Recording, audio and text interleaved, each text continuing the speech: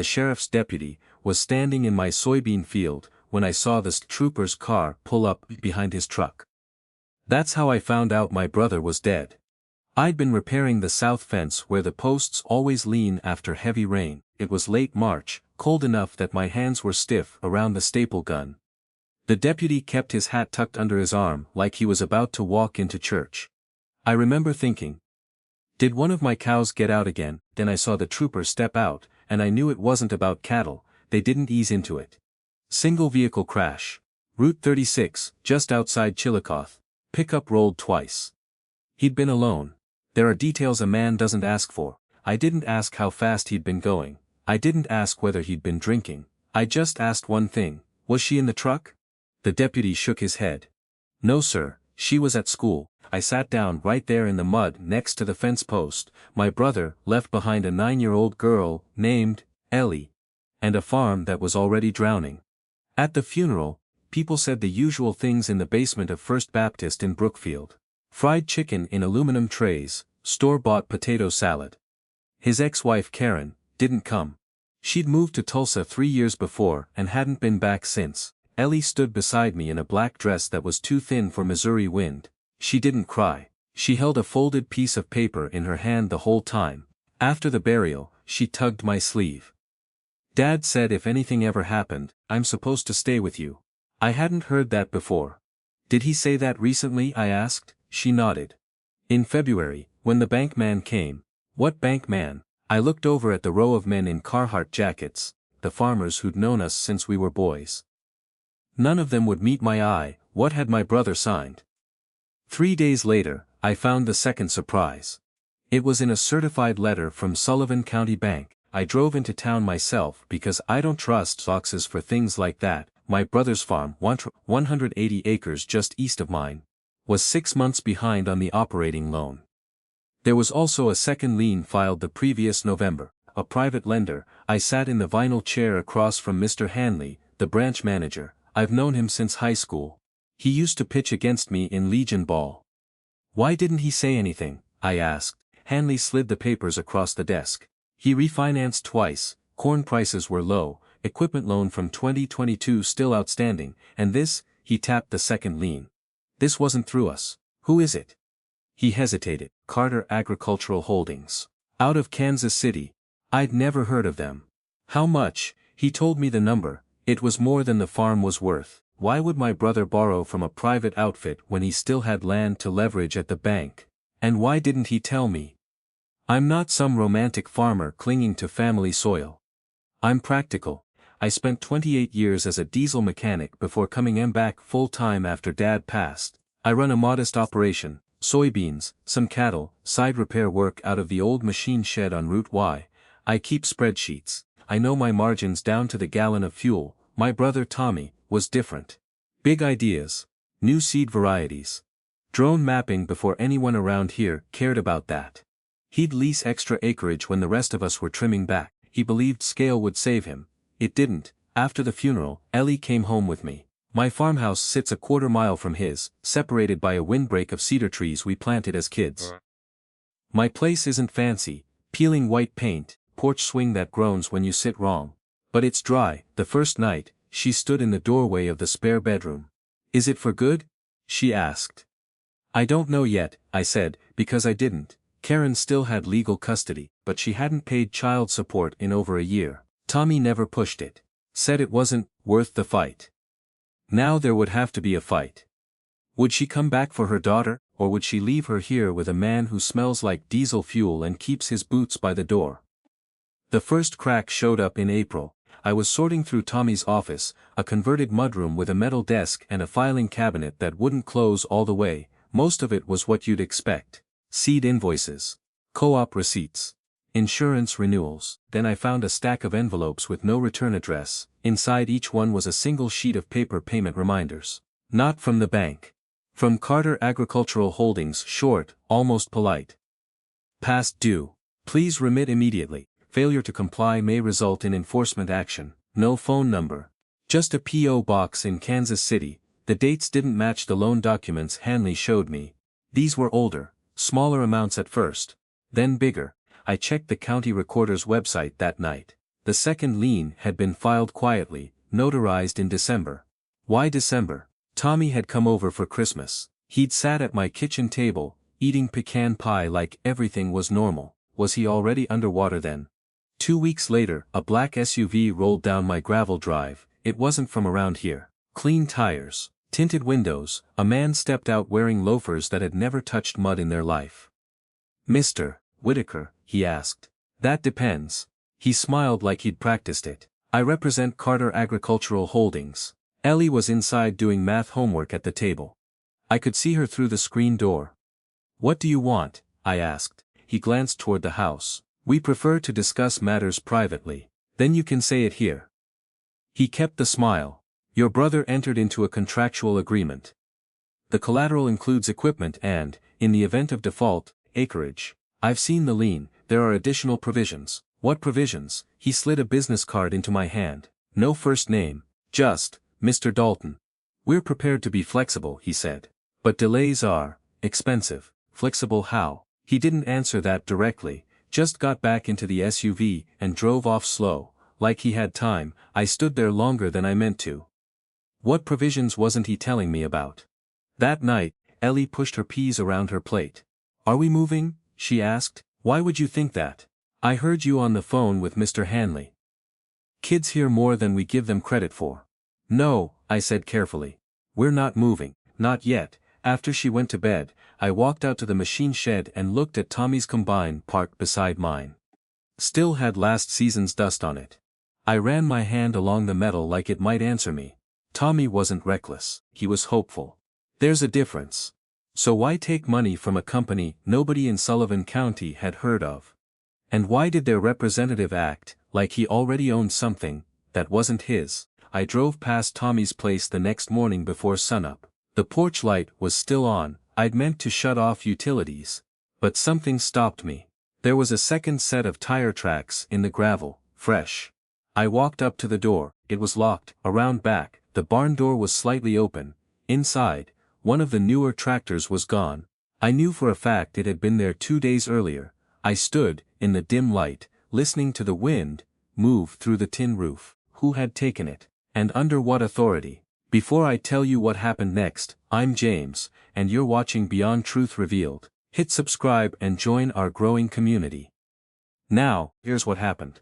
The barn doors was still swinging when I stepped back outside and called the sheriff, not 911, just the regular office line. I've known Sheriff Doherty since he used to coach middle school basketball. "James," he said, "we got a repossession notice filed yesterday afternoon." "Filed where?" "County clerk. Equipment recovery order. Perfectly legal on paper." "From who?" He didn't need to say it. "Carter Agricultural Holdings." "They can't just roll in," I said. "If the lien covers movable equipment and it's in default they can," he replied. "As long as there's no breach of peace." I looked at the gravel, at those clean tire tracks. "They didn't call me. Legally, they don't have to call you. It wasn't your note, but it was my niece sleeping a quarter-mile away." "How much equipment is listed?" I asked. There was a pause while he shuffled papers. 2 tractors. The combine, grain trailer, skid steer. That was nearly everything Tommy needed to run spring planting. "They're stripping it," I said. "James," he answered carefully. "On paper, they're collecting collateral." On paper. By noon, I was at the county clerk's office on Washington Street. The fluorescent lights in there make everyone look tired. Mrs. Collier printed the full filing for me. 10 pages. Dense language, paragraphs referencing supplemental security interests and accelerated repayment triggers. Buried halfway through was something that made my stomach tighten. An addendum signed 2 weeks before Tommy died. It expanded the collateral to include adjacent cooperating acreage utilized in joint operational capacity. Adjacent cooperating acreage, that meant mine. I read the sentence 3 times. I never signed anything. I never agreed to secure his debt, but the wording didn't say I had. It said if our operations were considered joint. We'd shared equipment for years. Borrowed back and forth, nothing formal. Just brothers helping each other. Had that handshake arrangement turned into leverage for them? How would they even prove that? When I got back home, Ellie was sitting on the porch swing with a shoebox in her lap. She looked up. "They came to Dad's house last night." Who did? Two men. I saw headlights from my window when I stayed over there before the funeral. You stayed over there? She nodded. The night before school started again. Uncle James. They were in his office. I sat down slowly on the porch step. Did your dad know? I don't think so. He was asleep on the couch. I heard drawers opening. Why didn't you tell me? She stared at the gravel. I thought they were from the bank. Kids don't know the difference between a bank and something that wears a suit. What's in the box? I asked. She handed it to me. Inside were folded papers, a flash drive, and Tommy's old pocket notebook, the green one he kept seed counts in. I found it under his truck seat, she said. He told me once if anything weird happened, give this to you. We sat there without speaking for a while. What had he been planning? The notebook wasn't about crops, it was numbers, yes, but not yields, dates, transfers. All amounts. Some circled. Some underlined twice next to one entry, $48,000. He'd written, *bridge until KC clears, KC's Kansas City. Carter Agricultural Holdings was based there. Another page had a list of names. 3 I recognized, farmers within a 50-mile radius. 2 of them had auction signs on their properties last year. I remembered thinking at the time they'd simply overextended. Now I wasn't so sure. Had they borrowed from the same outfit? And if so, why wasn't anyone talking about it?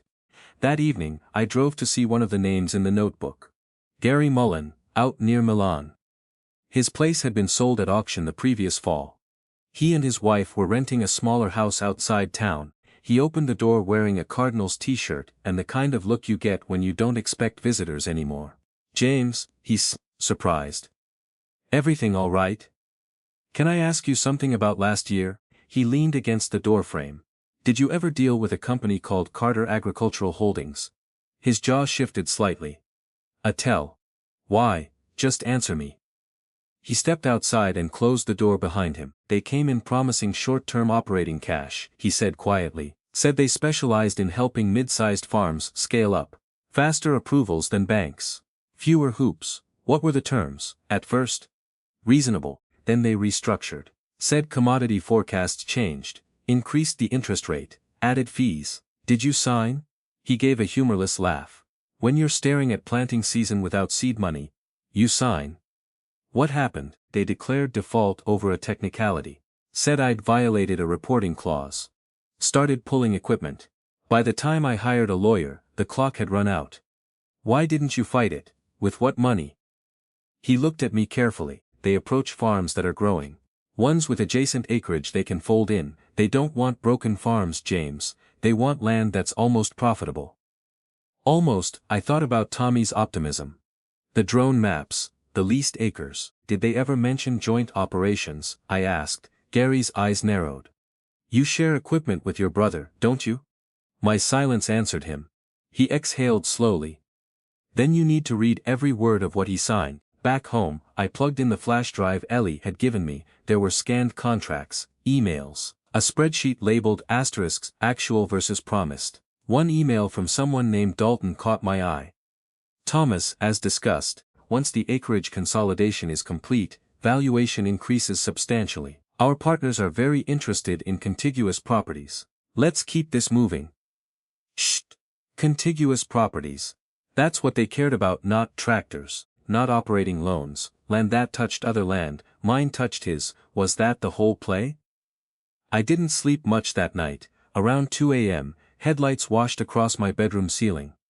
I went to the window. The same black SUV was parked at the end of my drive, engine idling, just sitting there. For how long? I stayed behind the curtain and watched. After a few minutes, it slowly backed up and drove away. No honking, no knocking, just a reminder. The next morning, I found something else, a certified envelope wedged in my mailbox. Inside was a formal notice. Carter Agricultural Holdings was conducting an operational review of properties listed under the expanded collateral clause. They were requesting access to inspect both Tommy's farm and mine. Under what authority could they step foot on my land?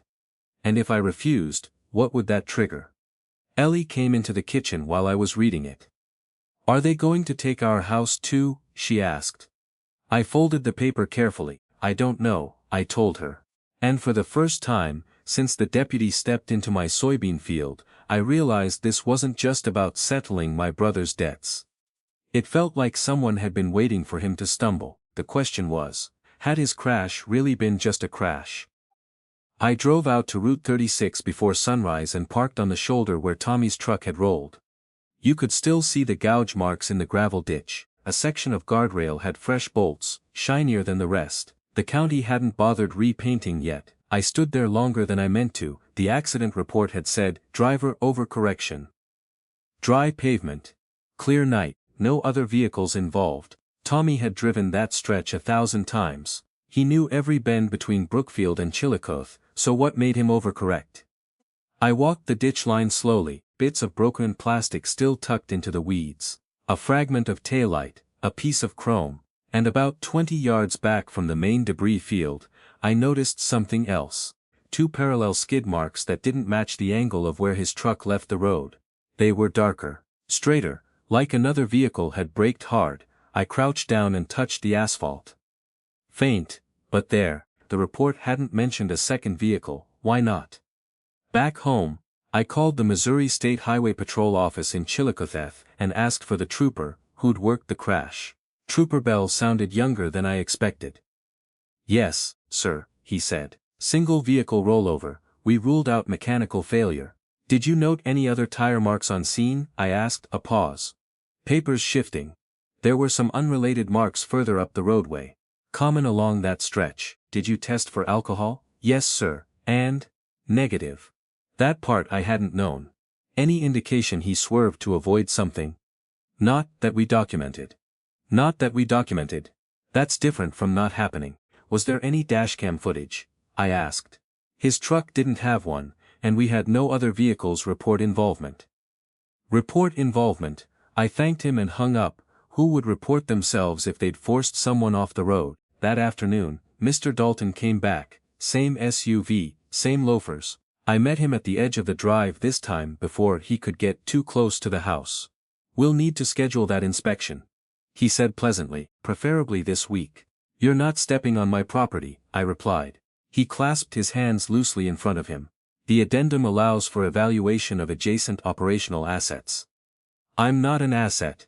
He smiled faintly. Everything is an asset, Mr. Whitaker. You don't have my signature. We have documentation suggesting joint enterprise. Between brothers sharing a combine. Shared expenses. Shared yield reports, commingled storage. He knew too much. How do you have my yield reports? I asked. That smile tightened just a hair. Your brother was very transparent. Transparent. Tommy kept detailed digital records. Cloud backups, drone imagery. Had he given them full access, or had they taken it? Dalton handed me a folder. We're prepared to offer a resolution. What kind? A buyout. You transfer your acreage voluntarily. We assume the outstanding liabilities tied to the joint operation. You mean my brother's debt, and any exposure you may have. There it was. You think I'm liable? I think litigation is expensive, he said smoothly, particularly when guardianship proceedings are pending. I felt that one land heavy. What does my niece have to do with this? He tilted his head slightly. Stability matters in custody decisions. He got back in the SUV without another word. I stood there in the dust, understanding something new. This wasn't just about land. They were willing to use a 9-year-old as leverage.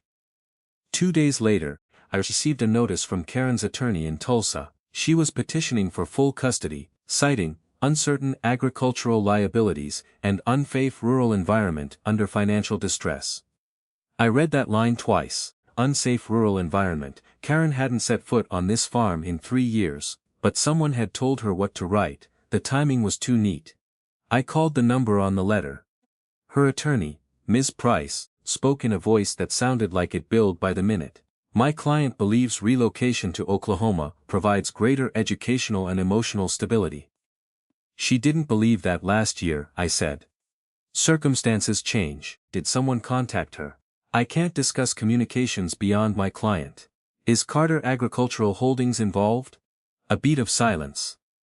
I'm not familiar with that entity. Too quick. After we hung up, I sat at the kitchen table staring at the grain in the wood. Ellie was in the living room coloring. If Karen gained custody, Ellie would be gone within 30 days, and if I fought it, Carter could argue I was financially unstable. Was that their strategy? Pressure from two sides until I folded. That night, I opened Tommy's spreadsheet labeled asterisk actual versus promised. Asterisk, one column listed projected returns Carter had sent him, the other showed real market numbers. The projections were inflated, not wildly, but enough to make expansion look safer than it was. There were also notes in the margins. Dalton pushing for acreage consolidation by Q2, asterisk, says investors want contiguous block before some effort, asterisk, investors not lenders, investors buy. Lenders collect. Was Carter even a traditional lending company? I searched Missouri business filings. Carter Agricultural Holdings LLC was registered 6 years ago. Manager listed as a holding corporation in Delaware. No individual names publicly attached. Hard to sue a shadow. 3 evenings later, I drove past the accident site again. This time I kept going. About half a mile west, there's a gravel turnout used by deer hunters. I pulled in and shut off the engine. From there, you can see a long stretch of 36 through a break in the trees. I waited. Around 9:15 p.m., headlights appeared in the distance. A vehicle slowed near the curve where Tommy crashed. It didn't stop, just slowed, then continued on. Black SUV. I followed at a distance, keeping my lights low. It turned off toward Brookfield, then onto a side road that runs behind several parcels Carter had recently acquired. Land that used to belong to Gary and another farmer from Tommy's list. What were they doing out here at night? Monitoring? Or making sure no one else was? The next morning, Ellie brought me something I hadn't seen before, a folded map from Tommy's desk drawer. Brought property lines marked in red ink. Not just his and mine, a cluster of farms stretching nearly 2,000 acres, total, all touching, across the top in his handwriting. Phase 1. Phase 1 of what? I looked closer. Some of the farms on that map were already sold, others were struggling, or sat dead center. If someone controlled all of it, they'd own one of the largest continuous tracts in the county, prime for corporate leasing. Or resale. Tommy hadn't just been borrowing money, he'd been part of something bigger. The question that kept circling in my head was this: had he realized too late what Phase 2 was? The new character showed up on a Tuesday morning in a tan Buick with Iowa plates. I was under the hood of my old Ford F-250 when she pulled into the yard, dust rising behind her like she'd come in too fast and then thought better of it. She stepped out wearing boots that had seen real dirt, not showroom dirt. Late 40s, maybe early 50s. Brown hair pulled back tight. No nonsense posture. "You're James Whitaker," she said. "That depends who's asking, Laura Bennett." She held out a hand, firm grip. I used to work for Carter Agricultural Holdings. Used to. I didn't shake her hand right away. "What do you want?" I asked. "To keep them from doing here what they did in Grundy County." That got my attention. Ellie was at school. Good. She didn't need to hear this. "What did they do in Grundy County?" I asked. Laura glanced toward the house, then back at me. "May we sit?" We ended up at my kitchen table. I didn't offer coffee. She placed a manila folder in front of me, but kept her hand on it.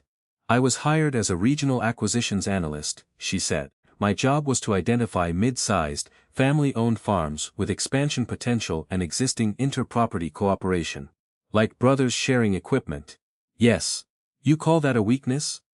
"They call it leverage." Her eyes didn't shift when she said it. "Carter isn't primarily a lender," she continued. "They're a land consolidation vehicle. They use short-term operating loans to create dependency, then they restructure terms in ways that trigger technical default. Gary Mullen told me about that." She nodded. "Reporting clauses.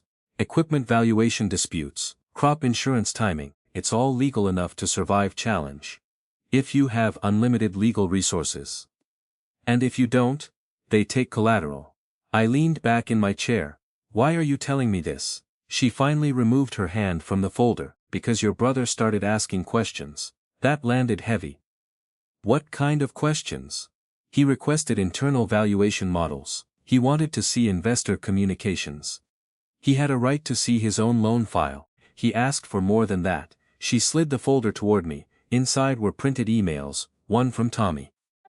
"I'm not comfortable proceeding with acreage consolidation without full disclosure of investor intent. asked another from someone higher up than Dalton, a name I hadn't seen before, Martin Kessler. Thomas, our agreements are clear. Delays jeopardize your standing, we expect cooperation. Standing, not repayment, cooperation, what does that mean? I asked. Laura's jaw tightened slightly. It means he was slowing down phase 1. And phase 2, she hesitated. They package consolidated land into long-term corporate leases, sometimes foreign-backed investment groups, sometimes domestic energy developers. Solar arrays, carbon credit operations. I thought about the red map. 2,000 acres in one block would be attractive to someone who'd never set foot here. Did Tommy know? I asked. He suspected, and that's why he died. Her eyes snapped to mine. I didn't say that. But you're thinking it. She held my gaze for a long second. I'm saying he stopped responding to internal pressure. And then he died before signing the final consolidation agreement. Silence filled the kitchen. You're telling me this company stands to gain more from his death than from his repayment. I'm telling you his death accelerated their timeline. That's not the same thing. But it's close enough to make a man uneasy. Why'd you leave? I asked. Laura folded her hands on the table. I grew up on a farm outside Ottawa. My parents lost theirs in 2008. When Carter recruited me, they pitched it as modernization. Efficiency, helping family farms compete. And, I saw internal strategy decks. Decks? Presentations. They referred to owners as transition-resistant stakeholders. That's one way to say farmer. They gamed out life events. Divorce, illness, death, as conversion opportunities. I felt something cold and steady settle in my chest.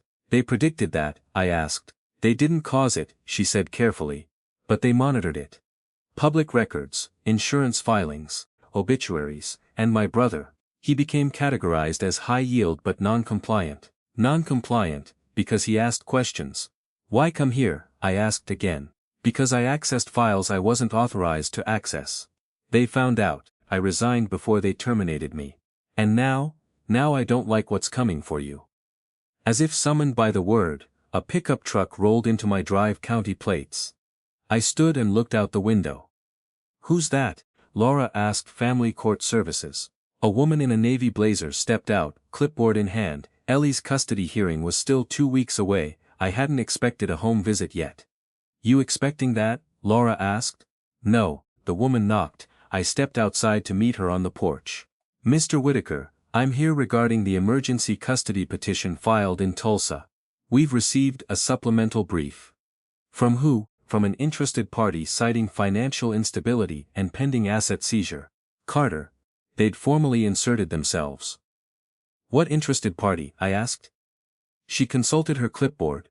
Carter Agricultural Holdings has submitted documentation asserting potential foreclosure impact on minor residency. They're not foreclosing on this property. That they've attached the addendum referencing adjacent operational liability. I felt Laura step up behind me on the porch. Has there been any history of violence here? The caseworker asked. No. Substance abuse? No. Utility shutoffs? No. She looked past me into the house. May I come in? An hour later, after she'd inspected smoke detectors and asked Ellie gentle questions about school and meals, she stood by her car. I'm required to report all submissions to the judge, she said, including financial claims. They're not claims, I said, they're tactics. She didn't respond to that. Ensure you have representation at the hearing, she added. These filings are extensive. After she left, I turned to Laura. You said you wanted to help. I do. Then tell me how deep this goes. She took a breath. Carter isn't operating alone. They syndicate risk. Smaller firms handle field pressure, repossession teams, legal filings. Dalton. Yes, and above him, Martin Kessler. And investors you won't find in Missouri records. How do I fight something that doesn't officially exist? You make it visible. How? She met my eyes steadily. By proving they misrepresented terms, or that they interfered beyond contract scope, like influencing a custody case. That's one angle. Or forcing a crash, I said quietly. She didn't flinch. If you're going to suggest that, she said, you'll need more than suspicion. I thought about the skid marks, the black SUV slowing near the curve, the addendum signed 2 weeks before Tommy died, and the phrase in his notebook, *, bridge until KC clears. What did KC need to clear? I asked. Laura looked down at the folder. There was an internal deadline, she said slowly. End of Q2, they needed contiguous acreage secured before presenting to a major investor, and if one owner hesitated, they applied pressure. What kind of pressure? She didn't answer directly. Instead, she said, "Did your brother increase his life insurance coverage last year?" That question hit from a direction I hadn't considered. "I don't know," I said. "You should, because if he had, who was the beneficiary? And who knew about it?" Laura closed the folder gently. "You're not just dealing with debt collectors anymore," she said. "You're standing in the middle of something that's already in motion." Outside, a dark SUV rolled slowly past my property line. Without turning in. Not stopping, just passing for now. The first direct threat came in the form of a notice taped to my gate, not mailed, not filed politely through the clerk's office, taped. Like a warning. NOST, Notice of Intent to Inspect and Secure Collateral. Failure to provide access may result in court-ordered enforcement. Asked 48 hours, no judge's signature. Just Carter's letterhead and Dalton's printed name at the bottom. I tore it down and folded it once, twice, then slipped it into my jacket pocket. Ellie was inside practicing spelling words. I didn't want her seeing that kind of paper on our gate. Laura had stayed in town, renting a room above the old hardware store on Main. That morning I drove straight there. She read the notice carefully. "They're escalating," she said. "They don't have a court order. They're betting you won't challenge it in time. What happens if I deny access? They file for emergency enforcement. They argue asset deterioration risk. Judges don't like the word deterioration. So, they paint me as negligent." Yes. I leaned against the window looking down at Main Street. Two retirees were arguing about fishing bait outside the diner. Normal Tuesday morning. "Custody hearings in 12 days, I said. "If they get a judge to say my property's under active seizure, that helps Karen." Laura nodded. "They're synchronizing pressure." That afternoon I drove to Sullivan County Mutual Insurance. Small brick building near the grain elevator. Tommy had carried his policies there for years. Mrs. Klein, who'd processed our claims since Dad's time, pulled his file. "Yes," she said quietly, "he increased his life insurance coverage last September." "How much?" She told me. It was enough to wipe out the bank loan and still leave something substantial. "Who's the beneficiary?" I asked. She hesitated just long enough to make my stomach tighten. "Primary beneficiary is Ellie, contingent beneficiary listed as Carter Agricultural Holdings for the amount of outstanding secured obligations." I stared at her. "That means if there's secured debt at time of death, they collect first up to that amount," she explained gently. "Who requested that change?" "It came through electronically. Verified with his signature." Electronic signature. Tommy wasn't careless about paperwork. He preferred sitting across a desk from someone. "Did he come in person?" I asked. "No. It was processed through a remote portal." Laura's question, from 2 days ago, echoed in my head. Had he known they were being listed as contingent beneficiary, or had that been slipped into a restructuring document he trusted? If Carter stood to collect from his policy before Ellie, that wasn't just leverage. That was motive.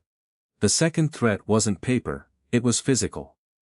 I woke at 3:12 a.m. to the sound of metal clanging, not wind, deliberate.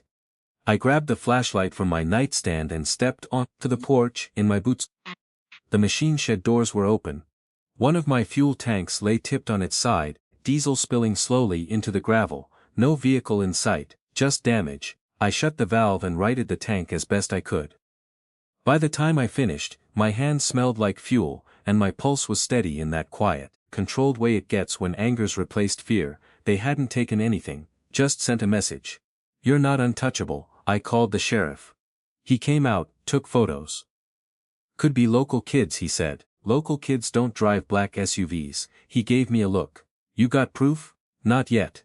2 days before the inspection deadline, Dalton returned. This time he wasn't alone, another man stepped out with him. Taller, gray suit despite the heat, no introduction offered. "We're here to conduct our review," Dalton said. "I denied access," I replied. "You denied voluntary access." The gray-suited man spoke for the first time, calm voice, educated. "Mr. Whitaker, obstruction may be interpreted as admission of joint liability." "I haven't obstructed anything." I've asked for a court order. Dalton smiled faintly. That can be arranged. Ellie opened the front door behind me. She shouldn't have, but she did. Uncle James, I turned slightly. Go inside. The gray-suited man's eyes flicked toward her, assessing. You're creating instability, he said quietly to me. Children require predictable environments. Get off my property, I said. They didn't argue, they didn't need to. As they drove away, my phone buzzed. Unroll number, I answered Karen. I've been told things are deteriorating, she said. Her voice carried Tulsa in it now, smooth edges. Who told you that? People concerned about Ellie's future. Carter Agricultural Holdings. A pause. They reached out, she admitted. They said there's risk of foreclosure and potential litigation. They're not foreclosing. They said, your name is on documents. It's not. They sent copies. That stopped me. What copies? An operational partnership summary. It lists you and Tommy as co-managers. Co-managers? That's not a legal entity, I said. It looks official. They drafted that. They also mentioned that if the farms consolidate, there may be relocation packages available. Relocation packages. They offered you money. Silence. It would help, she said finally. Ellie deserves options. So you'd trade her land for options. You think land matters more than stability? I ended the call before I said something I couldn't take back. That night, Laura and I spread every document across my kitchen table. Contracts, emails, the insurance update. The map marked Phase 1. There, she said, pointing to a clause in the addendum. Embedded consent for information sharing among operational partners. That's how they accessed my yield reports. Yes. If Tommy signed this digitally, and your operations were described as integrated, they could argue implied data sharing. They built a paper trail. Exactly. And now they're showing it to Karen to scare her. Laura looked at me carefully. They're not just scaring her. What do you mean? They're incentivizing her. I rubbed my forehead. If she sides with them in court, claims financial instability, potential asset seizure. That strengthens their argument that consolidation is the cleanest solution. And if I refuse, they pursue accelerated default, attach your property through litigation, and present you as obstructive in custody proceedings. I stared at the papers. They're using my niece as leverage to get my land. Yes. That was the manipulation. Not just contracts, narrative paint the uncle as unstable, the farm as collapsing, offer the mother money and relocation, present consolidation as rescue, all clean on paper, all devastating in reality. Laura closed the folder slowly. You need leverage of your own, she said. I don't have any, you might. She tapped the accident report lying near the edge of the table. You said there were unexplained skid marks. Yes, and you've seen their vehicle near the site more than once. Yes, then we need to know where that SUV was the night your brother died. How? She met my eyes. By finding something they didn't scrub. Outside, a truck engine idled at the end of my drive longer than necessary before finally pulling away. The threats weren't subtle anymore, they were personal. And they weren't waiting for the custody hearing. The break didn't come from a lawyer, it came from a mechanic. 3 days before the custody hearing, I drove into Chillicothe to talk to a man named Ray Bledsoe. He runs Bledsoe Fleet Services off Mitchell Avenue, mostly services delivery vans and small commercial fleets. I've bought parts from him for years. I brought donuts. Didn't start with accusations. Ray, I said, leaning against his counter, you ever service black SUVs for out-of-town ag companies? He squinted at me over his glasses. Depends who's asking. Friend. He wiped his hands on a rag. Why? I'm trying to place a vehicle on a specific night. He studied my face longer than I liked. Then he walked to the bay door and pulled it halfway down before coming back. Couple months ago, he said quietly. We had a Suburban in here. Corporate plates. Kansas City registration, needed front-end alignment and undercarriage check. When? He scratched his chin. Mid-March. Around the 15th. Tommy died March 17th. What was wrong with it? I asked. Driver said he hit road debris, but there was scrape damage along the passenger side front bumper, and, he paused. Paint transfer, what color? Dark blue. Tommy's pickup was dark blue. You keep service records? I asked. Course I do. He hesitated. Why? Because that SUV belongs to Carter Agricultural Holdings. Ray's mouth tightened. That outfit been sniffing around here. Ray, I said carefully. If that vehicle was damaged the night my brother died, I need proof. He didn't answer right away. Instead he walked to the office computer and clicked through invoices. There, he said finally, turning the monitor slightly, March 18th. Work order Ashat 4472. Client listed as CAH Logistics. Logistics, I said. Billing subsidiary. Driver name, he scrolled. Dalton, of course. You got photos? I asked. Ray nodded slowly. We document before and after for insurance. My pulse steadied into something sharp and focused. Can you print them? He looked toward the bay door, then back at me. If this drags my shop into court, I won't subpoena you unless I have to. But I need copies. He studied me another second, then hit print. The photos slid out one by one. Passenger side bumper scraped. Blue paint streaked across black finish. Undercarriage dust consistent with ditch gravel. Diet fondant, March 18th. 8:42 a.m. Less than 12 hours after the crash. Ray, I asked quietly, did they mention hitting a deer? Guardrail? No, just road debris. Paid cash corporate card. Didn't haggle. I gathered the papers carefully. Thank you. As I walked out, Ray called after me. James, I turned. Be sure before you swing, he said. People like that don't miss. Back home, Laura spread the photos next to the accident report. The patrol didn't document secondary vehicle involvement, she said. They wouldn't if no one reported it. She examined the scrape angle. If Dalton's passenger side contacted your brother's driver's side, he could nudged him toward the shoulder. At highway speed, a slight lateral push is enough. Especially on that curve. She looked up at me. This doesn't prove intent. No, but it proves proximity. Yes, and proximity was leverage. That evening I called Trooper Bell again. I need to amend my brother's accident file, I said. That's unusual, he replied. I have reason to believe another vehicle was involved. Silence on the line. What evidence? He asked. Service records from a Kansas City registered SUV, repaired the morning after the crash. Paint transfer consistent with my brother's truck. He didn't respond immediately. Bring what you have to the station, he said finally. Laura insisted on coming. We sat across from Bell in a small office that smelled faintly of burnt coffee. He studied the photos carefully. Why wasn't this reported? He murmured.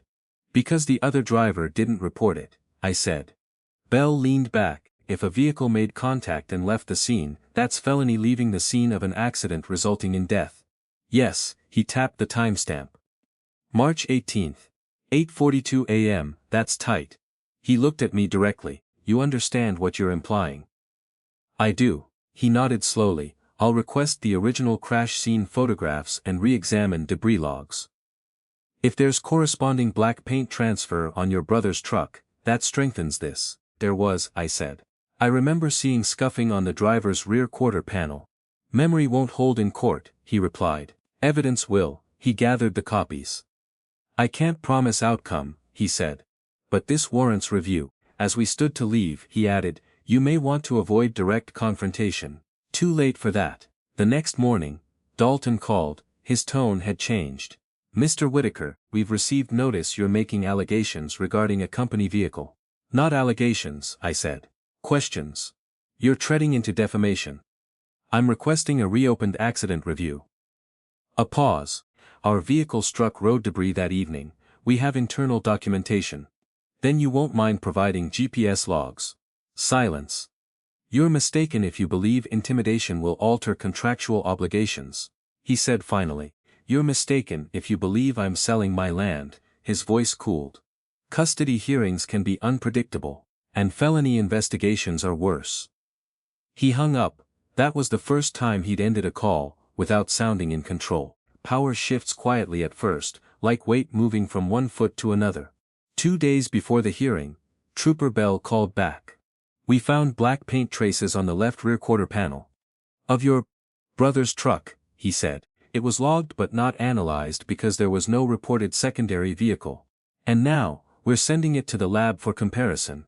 With Carter's SUV. With any vehicle we can lawfully examine. Meaning, if probable cause develops, we request inspection. I exhaled slowly. Thank you. There's more, he said. My grip tightened.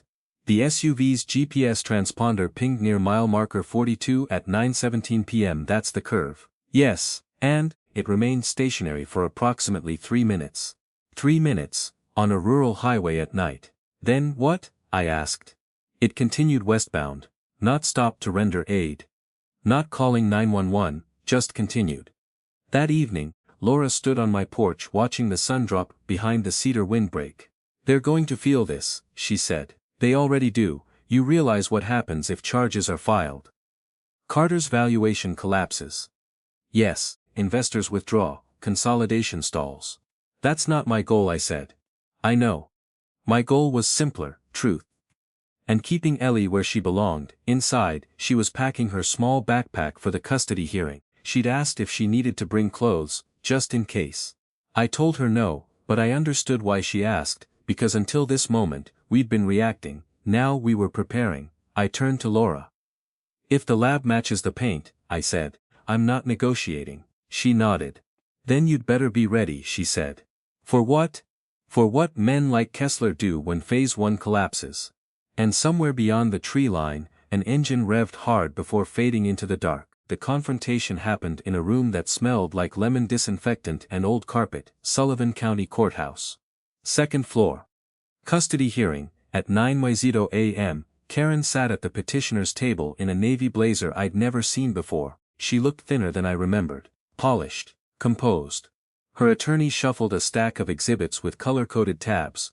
Ellie sat beside me. Legs not quite touching the floor. Her hands folded tight in her lap. She'd insisted on wearing the yellow dress Tommy bought her last Easter. Dalton was there too. Not at either table, back row, watching. Laura sat 2 seats away from him, like a quiet counterweight. When the judge entered, everyone stood. Proceedings began the way they always do, procedural, almost boring. Jurisdiction established. Petitions acknowledged. Karen's attorney went first. She painted a picture of looming foreclosure, volatile finances, unsafe agricultural equipment, emotional instability following a suspicious accident investigation. That phrase caught my ear, suspicious accident investigation. They were trying to frame me as obsessive. Then she introduced an exhibit, a printed operational partnership summary. My name listed as co-manager, projected liabilities highlighted in red. We submit that Mr. Whitaker faces imminent asset seizure. The attorney said smoothly, creating unavoidable disruption in the minor child's residence. The judge looked at me. Mr. Whitaker, my attorney, yes, I had one now, stood. Your Honor, we request permission to introduce newly discovered evidence, directly relevant to both the alleged financial instability and the circumstances surrounding Mr. Whitaker's brother's death. Dalton shifted slightly in his seat. The judge allowed it. My attorney handed up copies. Refis records. Photographs. GPS data summary provided by Highway Patrol pending lab confirmation. The judge adjusted her glasses. Counsel, she said to Karen's attorney, are you aware of an ongoing investigation involving a vehicle registered to Carter Agricultural Holdings? Karen's attorney hesitated. We are aware of unfounded allegations, she said carefully, allegations supported by timestamped repair records and GPS location data. The judge asked. Dalton's jaw tightened. My attorney spoke evenly.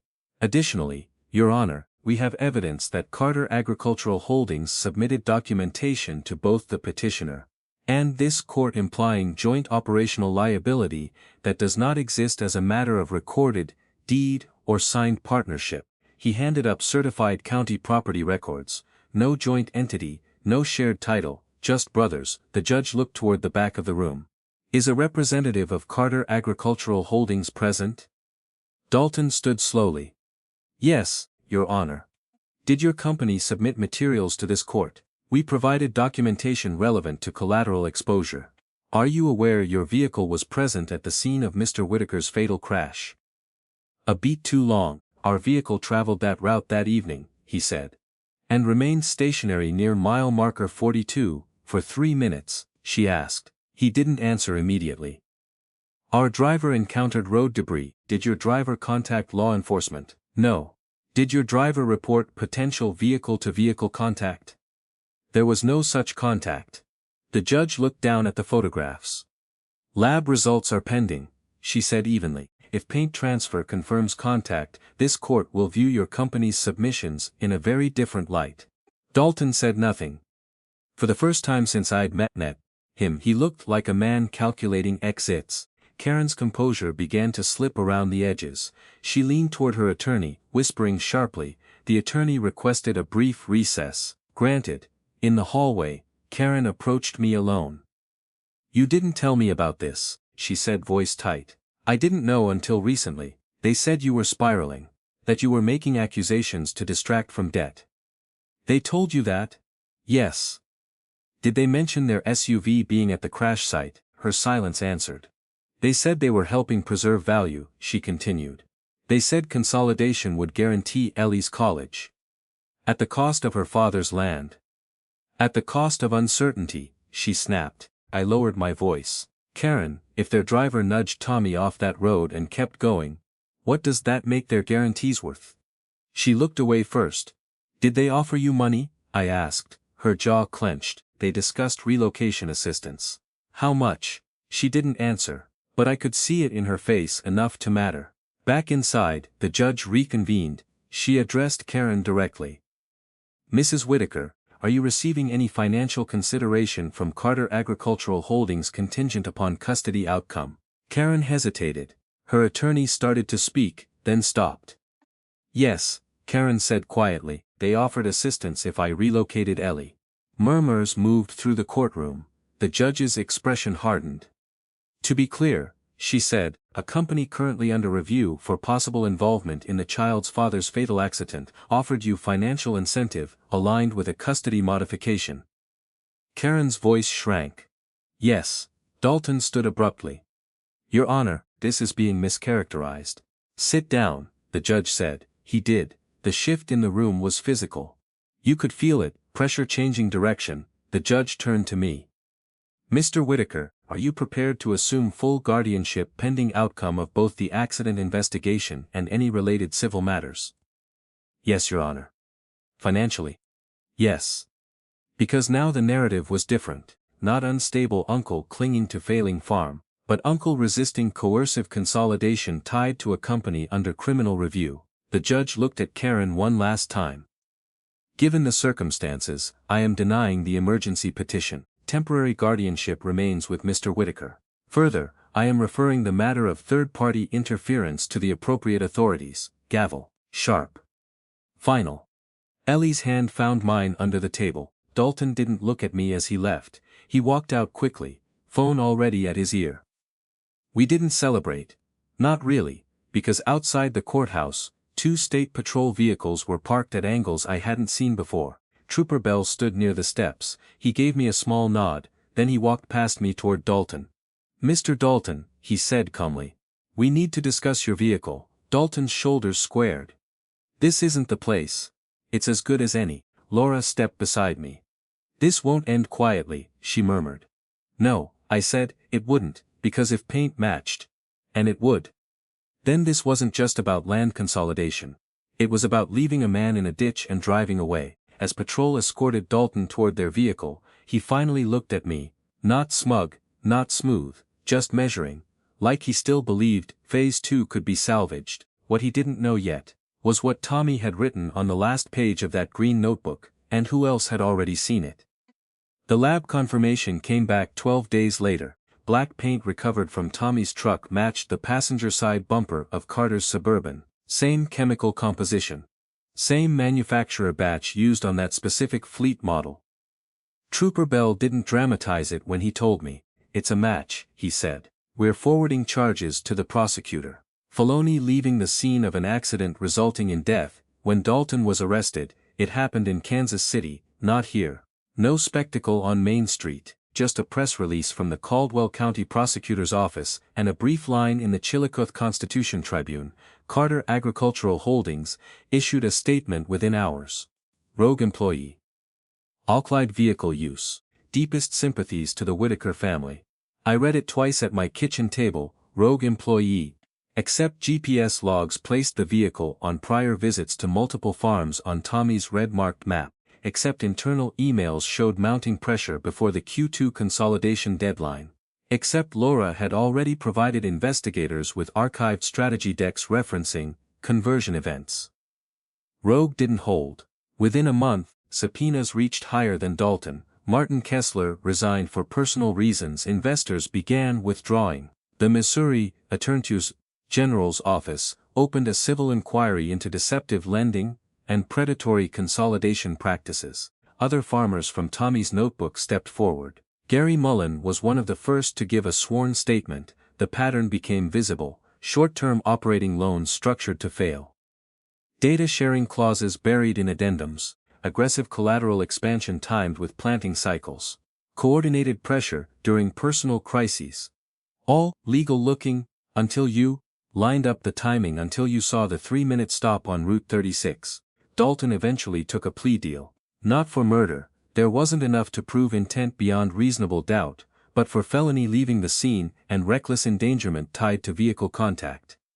5 years. No corporate shield there. In his allocution, he admitted to making minor contact with Tommy's truck while attempting to encourage compliance following a roadside discussion. Encourage compliance. That phrase traveled through every news story afterward. There had been a roadside discussion. That's what the 3-minute stop was. Dalton had followed him. Forced him to pull over near the curve. Words were exchanged. Maybe threats. Maybe deadlines. When Tommy pulled back onto the highway, Dalton accelerated beside him. Whether it was intimidation or anger, no one could say for sure, but contact was made. And Dalton drove on. The civil cases dragged longer. Carter settled with several families out of court. Quiet agreements. Confidential terms. Land parcels transferred back in some cases. Financial restitution in others. They never admitted a coordinated consolidation scheme. They didn't have to. The investor group behind Phase 2 dissolved its Missouri holdings by the end of the year. The red map in Tommy's notebook never reached full color. As for the life insurance, because Carter had been listed as contingent beneficiary for secured obligations, there was a fight. But once criminal charges were filed, their claim weakened. The bank loan was satisfied from the primary policy proceeds designated for Ellie. Carter received nothing beyond what had already been recovered through equipment repossession. Ellie's guardianship became permanent that fall. Karen didn't contest it again. She came up once, alone, without lawyers. We sat on the porch while Ellie chased barn cats in the yard. I didn't understand what they were doing, she said quietly. I know, I replied. They made it sound inevitable. Like the farms were going under anyway. They were counting on us believing that. She nodded. There was no dramatic reconciliation, just an agreement that Ellie would spend part of summer in Tulsa if she wanted to. Stability, it turns out, isn't a zip code. Laura testified twice during the Attorney General's inquiry. After that, she went back to Iowa. Last I heard, she was consulting for a cooperative helping farms review complex lending contracts before signing anything. Before she left, she stood in my machine shed one more time. You kept Phase 2 from happening here, she said. Tommy did, I answered. He just didn't live to see it. She didn't argue. Running 2 farms isn't easy. I leased out 80 acres of Tommy's less productive ground to a neighbor to stabilize cash flow, sold one of the older tractors Carter hadn't touched, tightened operations back to what I understand best: no drones, no rapid expansion, spreadsheets, fuel logs, fences that hold. Ellie rides beside me in the truck most evenings. She asks about planting schedules now, about soil tests, about why certain fields drain better than others. She keeps the green notebook in her dresser drawer. One night, months after the sentencing, she brought it to the kitchen table. There's something on the last page, she said. I'd seen it before. But I let her read it aloud, in Tommy's handwriting. If they push too hard, talk to James. Don't trust KC timelines. Land stays with family. No grand message, no speech about legacy, just instruction. Land stays with family. Ellie traced the words with her finger. Did he know? She asked. I think he was starting to. And he tried to stop it. Yes. She nodded slowly, absorbing that in the steady way kids do when they're building their understanding of adults. The soybeans were waist high, and moving gently in the evening wind. The south fence still leaned a little where the posts never quite set right after heavy rain. Some mornings I still drive past mile marker 42, the guardrails been repainted now. Fresh bolts dulled to match the old ones. Traffic moves like nothing ever happened there, but I know, and the county knows. Ann Carter Agricultural Holdings no longer sends black SUVs down gravel drives in Sullivan County. After supper, Ellie sometimes sits on the porch swing with her homework while I watch the light fade over the cedar windbreak. The farm isn't fixed, it's not romantic, it's work, bills still come.